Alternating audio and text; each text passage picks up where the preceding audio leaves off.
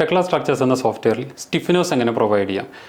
Simple സ്റ്റിഫനറും single സ്റ്റിഫനറും നമുക്ക് അതേപോലെ തന്നെ മൾട്ടിപ്പിൾ സ്റ്റിഫനറും. സിംഗിൾ സ്റ്റിഫനർ ആദ്യം നോക്കാം.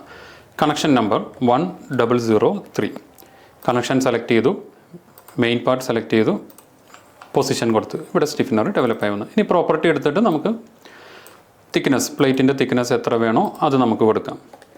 ഇവിടെ കൊടുത്തു കഴിഞ്ഞാൽ തിക്നെസ് വരും. ഇവിടെ ഈ പ്ലേറ്റ് ഒരു സൈഡ്, ഇപ്പോൾ രണ്ട് സൈഡിലും പ്ലേറ്റ് വന്നിട്ടുണ്ടാവും. ഒരു സൈഡിൽ പ്ലേറ്റ് കളയണമെന്നാണെങ്കിൽ ഏത് സൈഡാണോ അവിടെ 0 എടുത്തു കഴിഞ്ഞാൽ ആ പ്ലേറ്റ് പോയിക്കോളും. കണ്ടില്ല, ഇപ്പോൾ ഈ സൈഡിലത്തെ പ്ലേറ്റ് പോയി, ഇവിടെ പ്ലേറ്റ് ഡെവലപ്പ് ആയി. ഇതാണ് സിംഗിൾ സ്റ്റിഫനറായിട്ട് കൊടുക്കുന്നത്. ഇനി ഒരു മൾട്ടിപ്പിൾ സ്റ്റിഫനർ കൊടുക്കണമെന്നുണ്ടെങ്കിലോ നമുക്ക് ഈ കണക്ഷൻ തന്നെ വെച്ച് കോപ്പി ചെയ്ത് വെക്കാൻ വേണമെങ്കിൽ. പക്ഷെ അതല്ലാതെ ടെക്ലയിൽ വേറൊരു കണക്ഷൻ ഉണ്ട്, 1064 മൾട്ടിപ്പിൾ സ്റ്റിഫ്നസ്. സെലക്ട് ചെയ്തു, മെയിൻ പാർട്ട് സെലക്ട് ചെയ്തു, പൊസിഷൻ കൊടുത്തു. ഇനി ഈ സ്റ്റിഫനർ എനിക്ക് 2 സെറ്റ് വേണം. അപ്പോൾ ഇവിടെ നമ്മൾ 2 നമ്പേഴ്സ് കൊടുത്തു. ഇനി ഇവിടെ ഡിസ്റ്റൻസ് കൊടുക്കണം. 2 സ്റ്റിഫനർ തമ്മിൽ ഒരു 150 ഡിസ്റ്റൻസ് വേണം.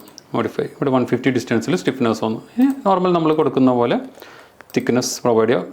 സ്റ്റിഫ്നെസ് കൊടുക്കുമ്പോൾ ബ്രെത്തും ഹൈറ്റും കൊടുക്കേണ്ട, ഓട്ടോമാറ്റിക്കലി ബ്രെത്തും ഹൈറ്റും വന്നോളും. ഇനി നമുക്കത് വേരി ചെയ്യണമെന്നുണ്ടെങ്കിൽ മാത്രം നമ്മൾ സ്റ്റിഫ്നെസ്സിൽ പോയിട്ട് ആ ഡിസ്റ്റൻസ് ഇവിടെ നമുക്ക് വേരി ചെയ്ത് കൊടുക്കാം.